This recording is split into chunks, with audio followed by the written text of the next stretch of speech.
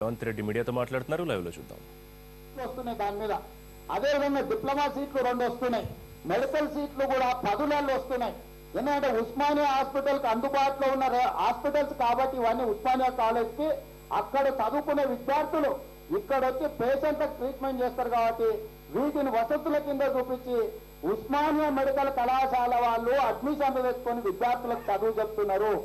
ఈ రోజు హైదరాబాద్ నుంచి 8 కిలోమీటర్ల అవతలికి హాస్పిటల్లో షిఫ్ట్ చేస్తే 10 పీజీ సీట్లు, 2 డిప్లొమా సీట్లు, అదేవిధంగా 10 నెలల ఎంబీబీఎస్ సీట్లు రాష్ట్ర ప్రభుత్వం కోల్పోవాల్సి వస్తుంది.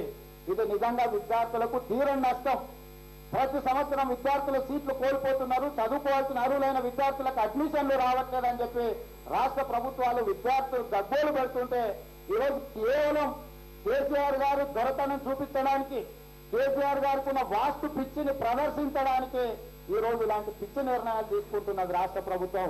కాబట్టి తక్షణమే ఏ విద్యార్థులకైతే అడ్మిషన్ల విషయంలో అన్యాయం జరుగుతుందో, కొన్ని వేల మంది పేషెంట్లకు ఏదైతే పేదలకు అన్యాయం జరుగుతుందో వీటన్నిటిని కూడా రాష్ట్ర ప్రభుత్వం పరిగణలోకి తీసుకోవాలి. అక్కడున్న సచివాలయం నుంచి పరిపాలన జరిగితే పేద ప్రజలకు ఎవరికి నష్టం జరగలేదు.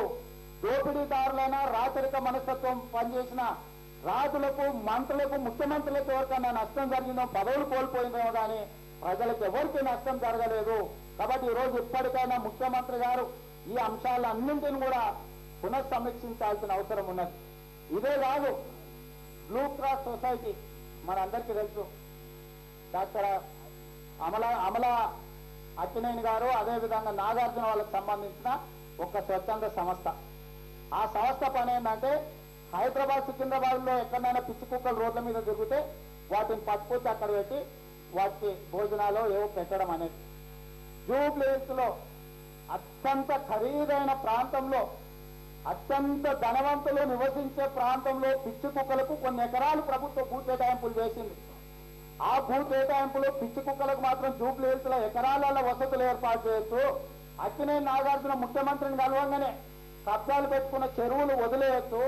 జూబ్లీహిల్స్ లో ఉన్న ఎకరాల భూమిని ప్రభుత్వం ఇస్తుందని వాళ్ళకు వదిలేయచ్చు. కానీ పేద ప్రజలకు సంబంధించిన భూములను ఎందుకు ఉంచుకుంటున్నారు?